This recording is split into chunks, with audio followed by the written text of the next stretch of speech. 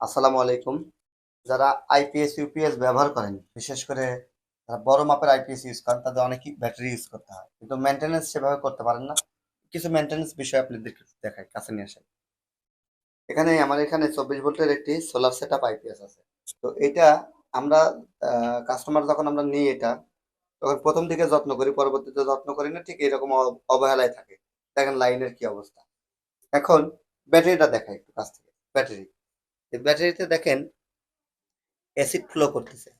একটু দেখাই, খুলে দেখাই যে অ্যাসিড ফ্লো করতেছে, যার কারণে এই বাসাটা এখন মেঝে সেচেতে হয়ে যাবে এবং এখানে আমি থাকতেই পারছি না, এত পরিমাণ গ্যাস বের হচ্ছে। তো এটা খোলামেলা পরিবেশে যদি না থাকে, তাহলে এই অ্যাসিডের গন্ধে আপনার পরিবেশের ক্ষতি হবে।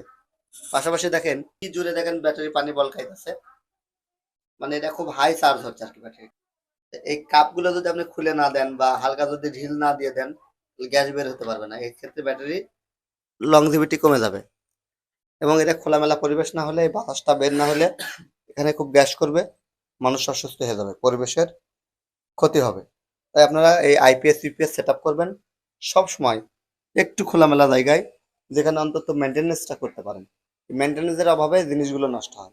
এই মেনটেনেন্স গুলো দেখালাম। সোলার ইউজ করেন, তাদেরকে আমি পরামর্শ দেবো যে অবশ্যই আপনারা সোলারটাও সপ্তাহে একদিন পরিষ্কার করে দেবেন ডিটারজেন্ট দিয়ে, এবং ব্যাটারিগুলো মাসে একদিন অন্তত চেক দিবেন যে সব সংযোগ টংযোগ ঠিকঠাক আছে কিনা, পানি ঠিকঠাক আছে কিনা। আরও মেনটেনেন্স জানতে ডিসক্রিপশন দেওয়া নাম্বারে যোগাযোগ করবেন। টিএম ইলেকট্রনিক্স এবং টিএম ট্রেডিং এর সঙ্গেই থাকবেন। ধন্যবাদ।